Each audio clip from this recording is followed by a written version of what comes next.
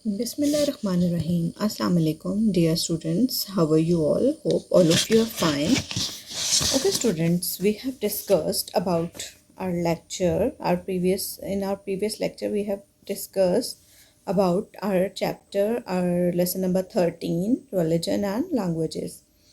Okay, in our previous lecture, we have talked about what is a religion, different religions. We have discussed till Hinduism. Now, in today's lecture, we are going to discuss about Christianity, Sikhism, Buddhism, Zoroastrianism, and different languages uh, which are spoken in different areas of the world and in Pakistan also. Okay, what we have discussed about Islam, as we are Muslim and we are living in an Islamic country.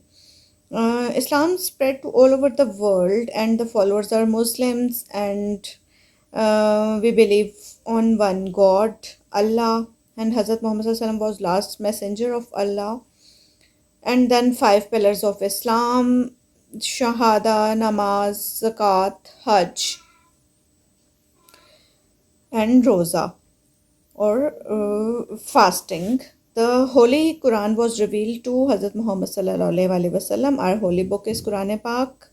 And Quran, they also believe that those who follow the teachings of Quran and do good for others will be rewarded when they die with an afterlife in paradise. And Hinduism is one of the oldest religion in the world. Hindu prays in temple. Their holy book is Vedas and Upanishads and Puranas and Bhagavad Gita. There are many Hindu temples in Pakistan, dating back hundreds of years ago. Now, in today's lecture, we are going to read about Christianity, or we will discuss about Christianity. Christianity, people who follow the teachings of Jesus Christ, Hazrat Isa alayhi salam, or Hazrat Isa alayhi salam, are called Christians. Jesus gave God's message uh, to the people of his time.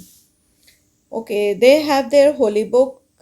Uh, the teaching of Jesus Christ are contained in the book called Bible. It is a holy book. It is a divine book. Its name is Bible. Christianity is divided into various branches, and Christians worship in churches.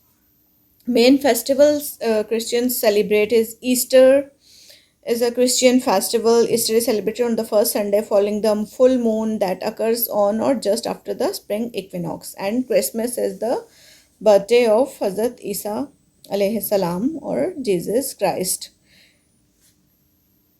Next is Sikhism. Sikhism is a religion preached by a saint called Guru Nanak, who lived in India 450 years ago. Sikhs worship or pray in a temple called Gurudwara. They follow the teachings of Guru Nanak and the other gurus who came after him. Their holy book contains the teaching of the gurus and is called the Guru Granth Sahib.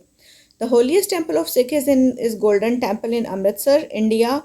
Nankana Sahib is the birthplace of Guru Nanak south of Lahore, and another shrine, Panja Sahib at Hassan Abdal, where many pilgrims came to visit that place every year.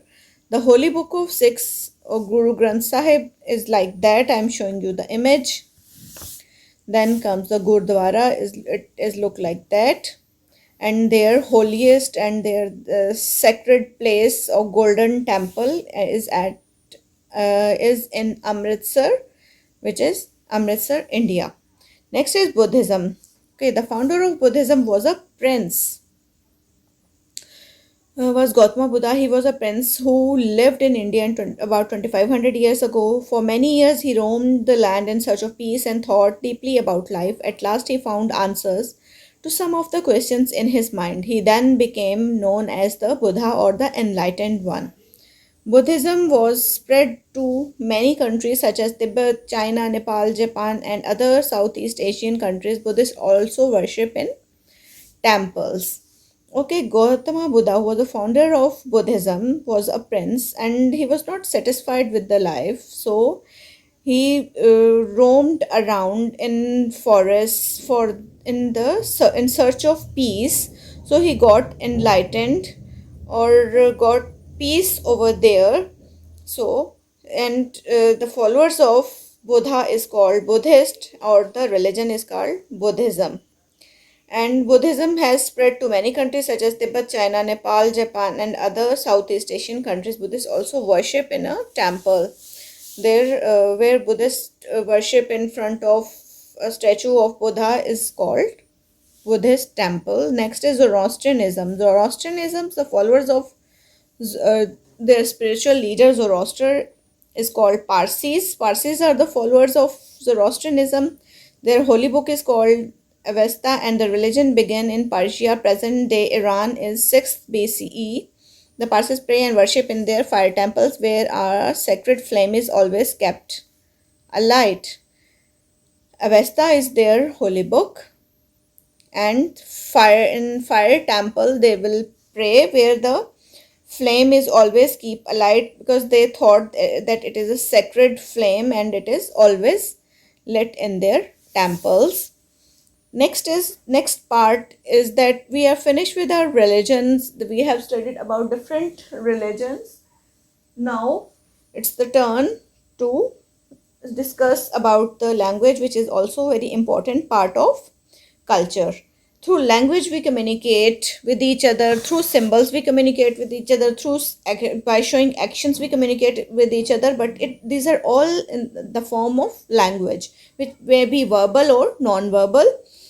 Okay, Urdu is the national language of Pakistan. Many Pakistanis can speak 2 or 3 languages. They learn to speak their mother tongue at home and Urdu at school. Quite a number of people in the large towns and cities also learn English.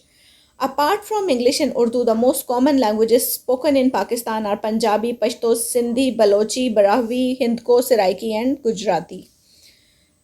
The country also has several regional languages, as with our Urdu language, which is our national language. We have our regional languages also, including Punjabi, Saraiki, Pashto, Sindhi, Balochi, Gujarati, Kashmiri, Hindko, Brahvi, Sina, Balti. The different regions have different languages. There are other languages and dialects too. A language that is peculiar to a specific region or social group is not written is called a dialect, which is not in a written form. Some of these are spoken by a few people. For example, a dialect of the desert people, Eastern Sindh, is called Thari. Here are the scripts of some languages of Pakistan. All the sentences have meaning. Pakistan is our country. Okay, a dialect is generally, particularly from a language which is specific to region or a social group. Okay, what is dialect? Dialect is, it is derived from the major main language. Like in Sindh, their language is Sindhi, but a dialect that a particular Thar region spoke is Thari. What they will speak is Thari, which is dialect, which is not present in the written form, whose grammar is not defined, but it will pass from one generation to other generation. It will work like that.